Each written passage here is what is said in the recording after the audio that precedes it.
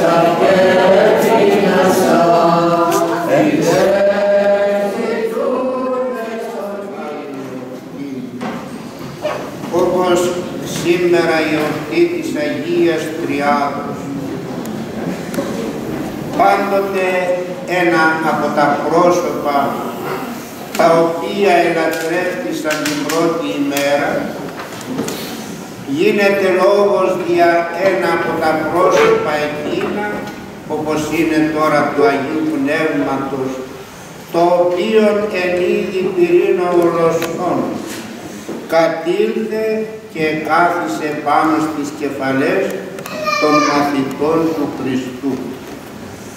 Και ενώ ήσαν, όπως το γνωρίζετε και όπως αναφέρεται στα Ευαγγέλια, αγράμματοι ψαράδες, εσοφίστησαν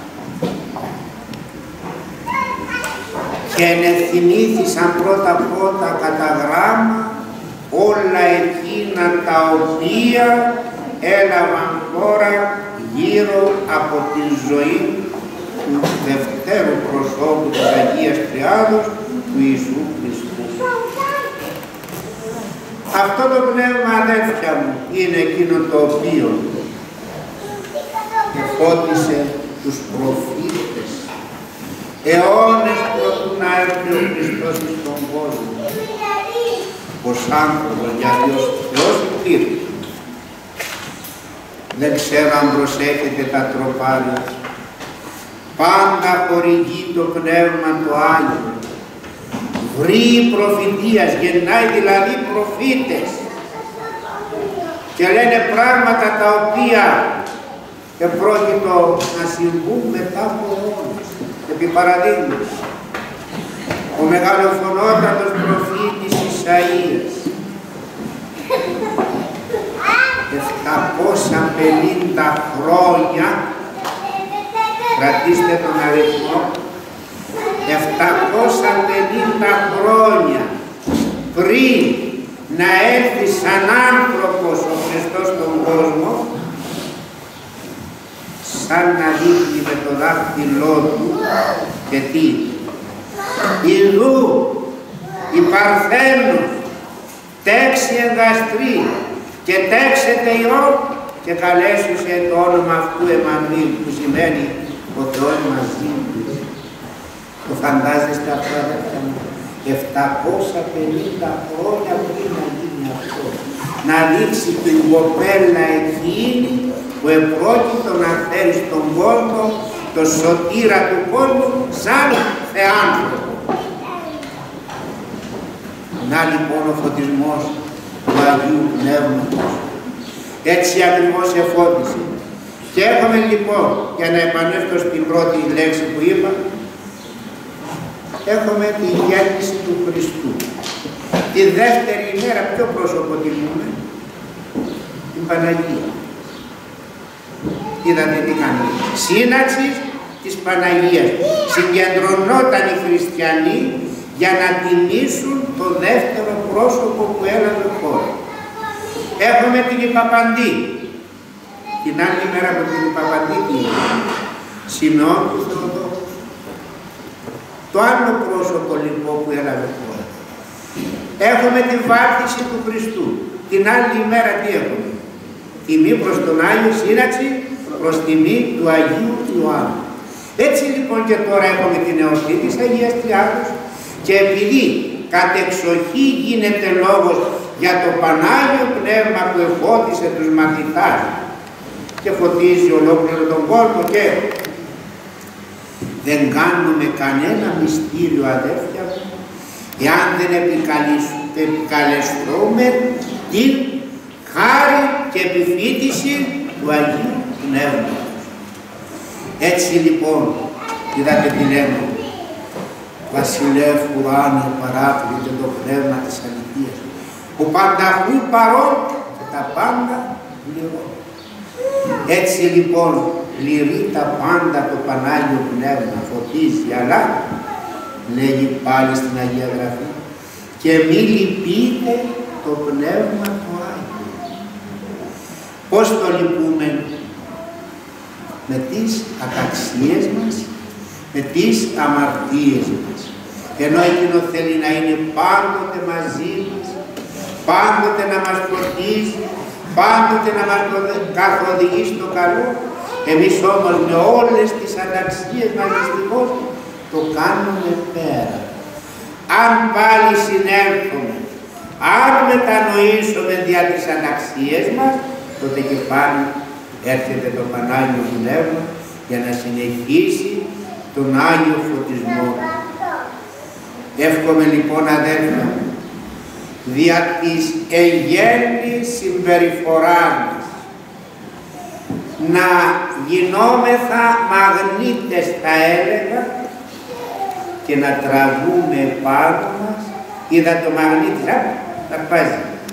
Έτσι λοιπόν να γινόμεθα κι εμείς μαγνήτες και να τραβούμε πάνω μας το Πανάγιο Πνεύμα, να μας φωτίζει να μας καθοδηγεί, να μας δυναμώνει και γνωρίζουμε όλοι πόση ανάγκη έχει σήμερα γενικά η ανθρωπότης, αλλά και κατεξοχήν και εμείς εδώ που είμαστε Ορθόδοξο κράτος. Έχουμε λοιπόν όλοι την ανάγκη, την βοήθεια, τη συμπαράσταση του Παναγίου Πνεύματος και εύχομαι να είναι πάντοτε μαζί μας καθ' όλη την επίγειο ζωή μας και να συνεχίσουμε μετά εις τους ουρανούς. Αμήν. Νίνα πολύ στον Τύρος του Δέσποτα να τον μας αγγεί. Ο Κύριος και θυμάς και αυτού Θεία χάρη και φιλανθρωπία πάντοτε νικαίοι και εις τους αιώνας του αιώνων.